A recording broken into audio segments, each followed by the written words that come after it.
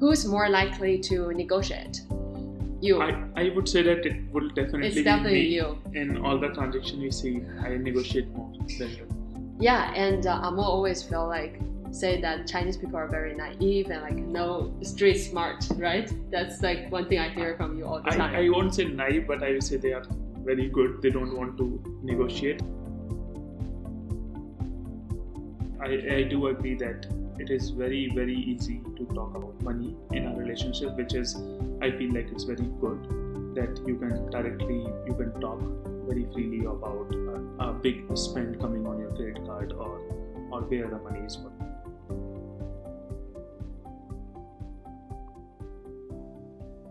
Welcome to Five Study Room, where we learn and achieve financial independence together. If you are ready to break free from the 9 to 5 and take control of your time, this is the right place. Quick note before we start. This episode is based on my personal experience and learning. It is not financial advice. So be sure to do your own research or talk to a pro if needed.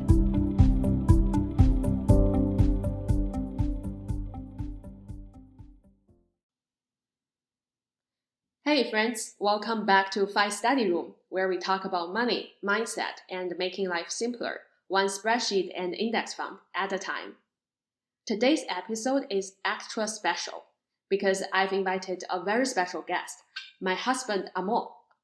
We are going to be talking about what it's been like building financial independence together as a Chinese-Indian couple. From the money conversations to culture habits we didn't expect. Do you want to do a quick self-intro? Yeah, hey, hi everyone. I am Amol. We have been married for almost 5 years and we have been together for 6, 7 years right now.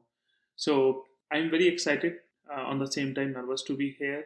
I usually just listen PJ doing this great job of sharing the wisdom on the sidelines. So this is definitely new for me and I am little bit nervous. I will not lie, but yeah, a little bit nervous to talk about various things today. All right, yeah, you're going to be fine. Don't worry about it. We're going to be keeping it real in this episode, no sugarcoating. Let's get into it. So let's start with a round of lightning round. Answer fast and no overthinking. So I will just be asking the question and we can answer at the same time. Okay. Sounds good. First question. Who is more frugal? Indian. I think it's the Indian side. I would say that it's a Chinese side. From my perspective, it's you are more frugal when it comes to things. Sometimes I overspend on clothes and other things as well. Okay. Next question. Something you are most willing to spend money on? For me, it will be experience. For me, it would be definitely cars or motorcycles. Because I like motorcycles and cars, so I will be more willing to spend the money on that side. Okay. Who's more likely to negotiate? You. I would say that it will definitely It's definitely be me. you. In all the transactions we see, I negotiate more than you. Yeah, and Amo always feel like say that Chinese people are very naive and like no street smart, right? That's like one thing I hear from you all the time. I won't say naive, but I will say they are very good. They don't want to negotiate. They will. They are more ready to give folks the money they are asking. But from our belief, we always negotiate, and we are always think there is a room to negotiate when it comes to any bid or any other work we are doing. Okay, who does our tax? I would say that most of the time it's PJ. It's Me? PJ Okay. who is I doing think- the taxes. Yeah, I usually start and I send to Amo for review. Yeah, and for review part, yes, I would say that when it comes to review, I am more thorough, and I would like to verify each and every dollars to the cent when we are doing taxes. Okay, who is secretly the spender? I think Amo. Yeah, I would say that nobody is a big spender. Yeah, but true. in our relationship, but I think if we talk about, yes, I spend little bit more than PJ. Okay, favorite money app or tool? For me, the favorite money app is Empower. Oh yes, I was gonna say that. I forgot what they called for a Yeah. second. So yeah, we can talk about a little bit. Empower is basically it's a very nice tool which gives you the complete snapshot of how you are growing, where you are spending the money. So just with few clicks, you can find out what's where you are spending money in a month. So yes, that's my favorite money app. One of our favorite activities every month will be looking at the app, right? And then figuring out like all the credit card bills, like who is spending where, and then check our net worth, what is happening. I feel like that gives 100% or 200% of transparency between couples because there's no way you can hide any big expenditure from each other. Yeah, and apart from hiding another perspective, it's also important that you will know that where your money is going. So sometimes you will find that you are paying $10 monthly fee for something which you can completely avoid. Oh, that is a So we good point. found out that we were paying $10 monthly for the 401k account, which you can basically avoid paying it by just moving into other 401k or basically just removing the fee which is it's coming from and finding more about the fee. Similarly, we were paying maybe $1 every month for the storage, Apple storage, which we don't need on the iPhone. So you can remove those. So those help a lot when it comes to that. Okay. A culture, money belief you do not agree with. Money belief, I think, which I don't believe, agree with that. Always when I grow up, always we were told, or basically we were educated that it's very important to not have any debt or not have any always keep be a debt clear and always have then once after you have cleared the debt then you will go with increasing your saving. But we can talk more later, but when I came into US it's completely different belief that you can use debt and leverage debt as building your fortune as well. Yeah, I think on my side it will be extreme frugality.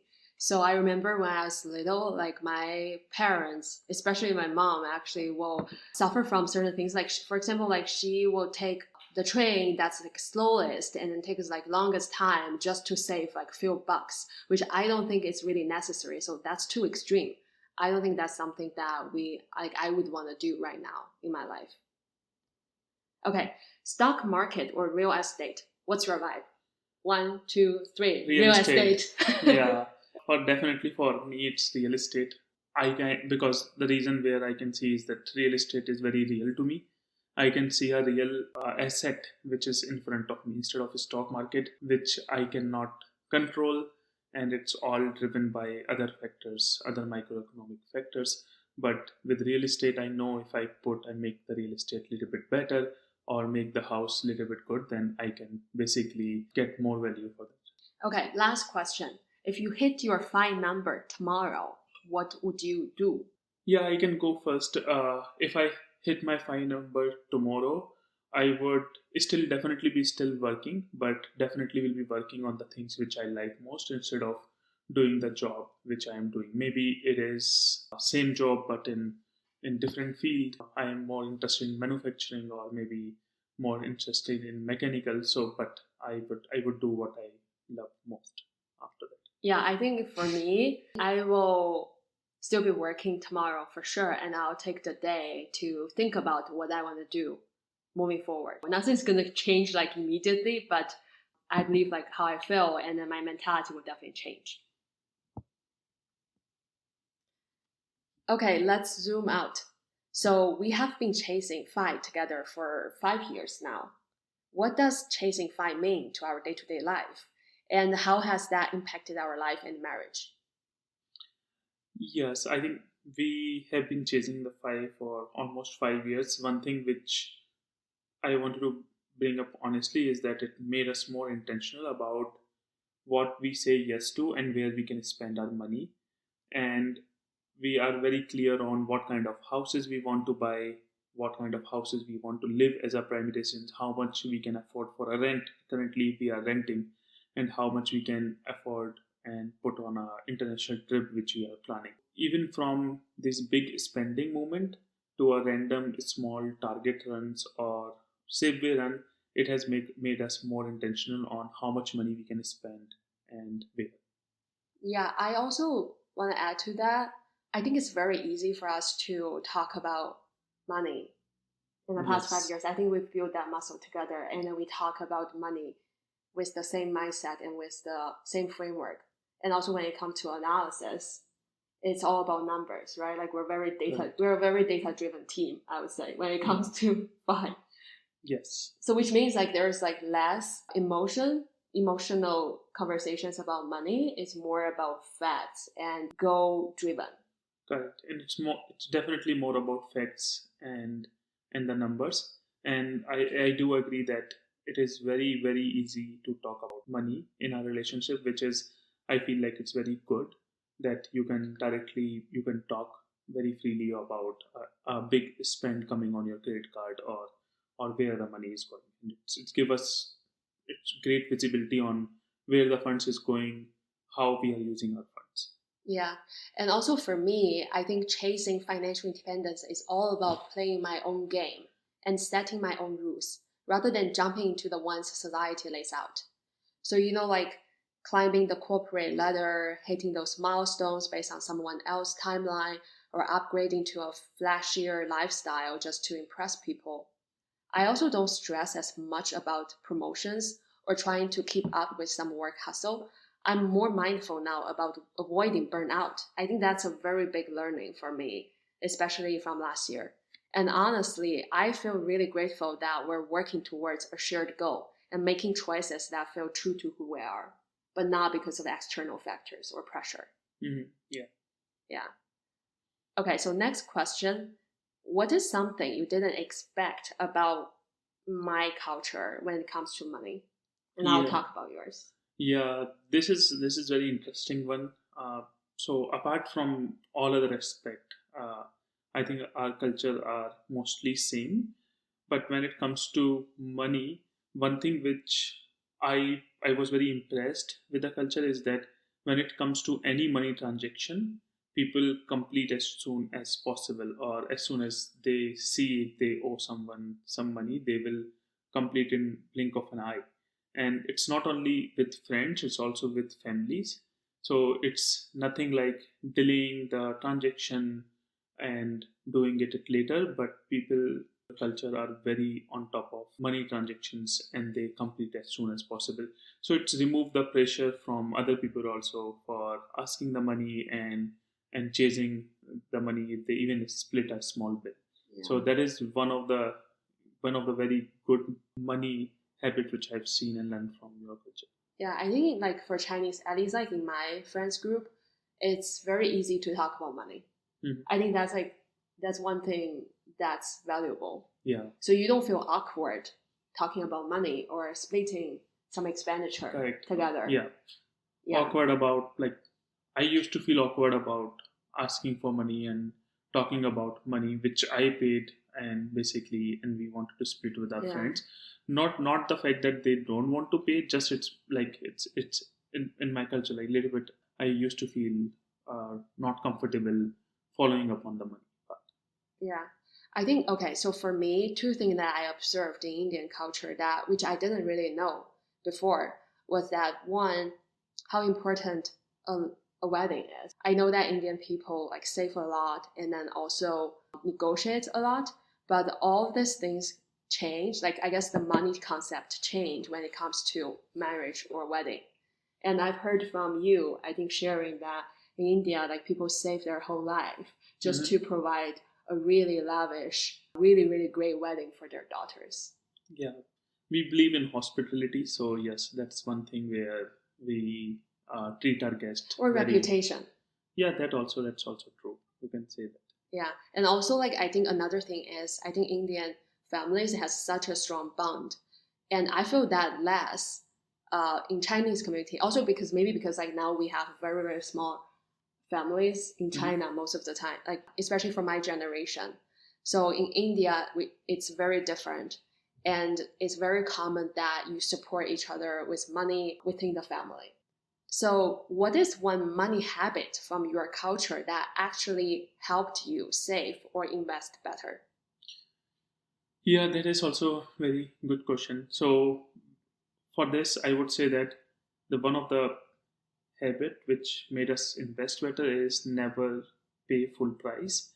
This mentality is very deep down in Indian households, and I bring that habits to everything, even starting from negotiating from the mortgages to even the cashback apps, even negotiating with the lenders, as I was talking about mortgages, and not leaving any stone turns when it's coming to negotiation, because I believe that there is always a chance for negotiation when it comes to any bid or any work. Yeah, for me, it's the idea of delayed gratification and simplicity. I think for me, growing up, saving is not optional. It's how you live. Like it's how a family operates. So this really helped me build that high saving rate early on. And I didn't need to change my lifestyle actually because my lifestyle is built on top of saving. And also another thing is my family's family lifestyle is very, very simple. So like things we eat or like clothes we wear, places we live, everything is very simple. So which is again like helped me a lot when it comes to high saving rate. Yeah, I agree. Okay, let's be real. We have been talking about all the great things, right? What is one financial goal or habit that we are not always aligned on? Yeah, I think these are very interesting questions. So, from my perspective, I always want to have more visibility and tracking so that we are not missing anything, even if it is real estate, property tax, even if it's a small payment on credit card or internet.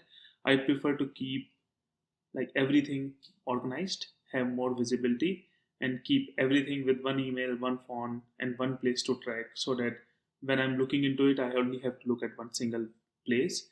And that makes me feel that I'm in control of all the transactions, and definitely make our life easy, that we are not missing on a payment and impacting our credit history.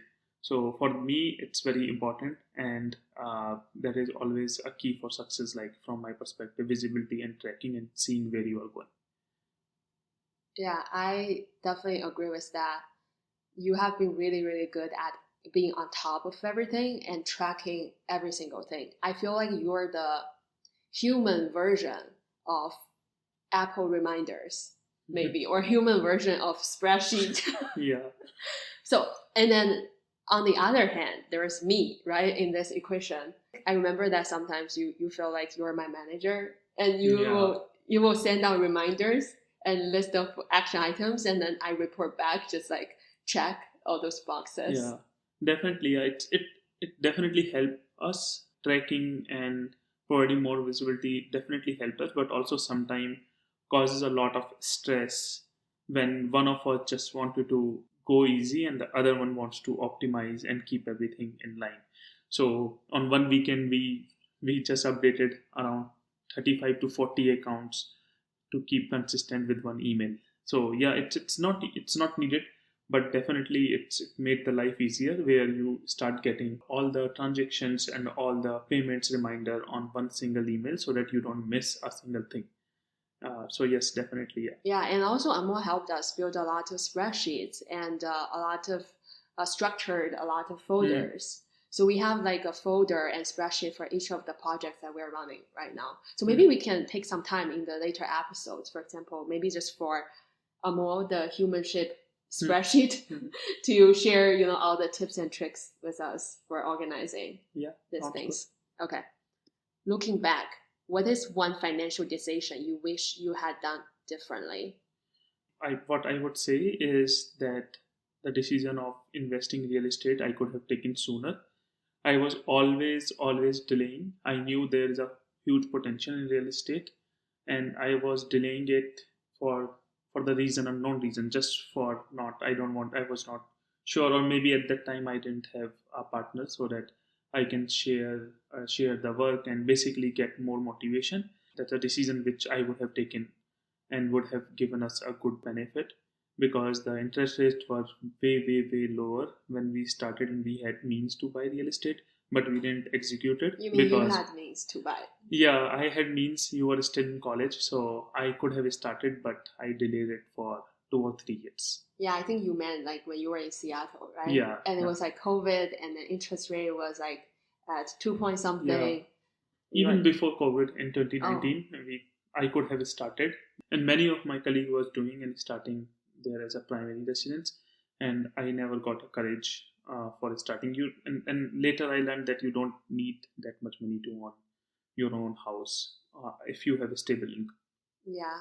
But that's okay. I think people say that the best time to plant a tree is 10 years ago. The Mhm. next best time is now. Correct. So it's okay. Yeah, we have already started. We have a lot of years ahead of us. Okay. So, what is one piece of advice you would give to other couples trying to navigate five from different culture backgrounds? From my side, I would say that be curious, not judgmental, because culture runs deep, and it's okay not to just fully get it right away. Also, from my all experience and learning, I always suggest that it's not true that if something does not work for others, or if something does not work for many people, won't work for you. Something you may be unique with your spouse, or basically you are unique in the way you do something you can do which many people are not able to do. So always keep an open mindset, be curious, and definitely not judgmental. Yeah, I would say that having a shared goal is very, very important. Maybe also because both of us are very goal driven Hmm. people. Yeah, So, having a shared goal basically decided that whatever we talk about, whatever decision that we make, are all for the benefit of achieving that goal. yeah, that is also very important actually. Like if you have different goals, you may be pulling each other in a different ways. So Exactly. if you have a shared goal, definitely it will help that you can have a shared goal and define key results which you basically define to move Yeah, like you are towards. running a team. Yeah, yeah. So That's that how I feel too. correct. Yeah, because the goal will be very high level, and if you don't define a proxy metric, or if you don't define results in between, then it will be very difficult for Yeah. you to see the progress, and you will get demotivated. And this definitely happens in big teams and even all around in the tech. You define the intermediate goals, proxy metrics to see how you are how you are going. Nobody as big organization knows that how they are moving unless until they define the intermediate metrics. Similarly, for your financial goal of financial independence, it's a very far-fetched goal. So you basically need some intermediate metrics to see how you are doing. Hmm. I feel like in the past 5 years, we're more and more like a team and Correct. who work together and strategize every single step to achieve a shared goal.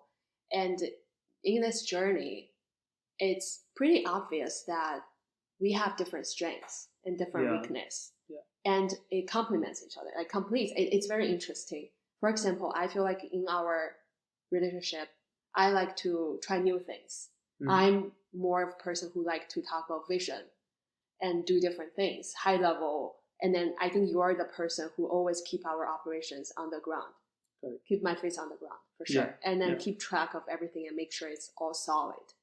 So Mhm. we cannot. It's a team where we it doesn't sustain without any of us. Definitely. It's Yeah. important, I think, for any other couple, not only like couple from different cultural backgrounds. For anyone, it's important that you find your strengths and weakness in this relationship, and then you complement each other. Correct.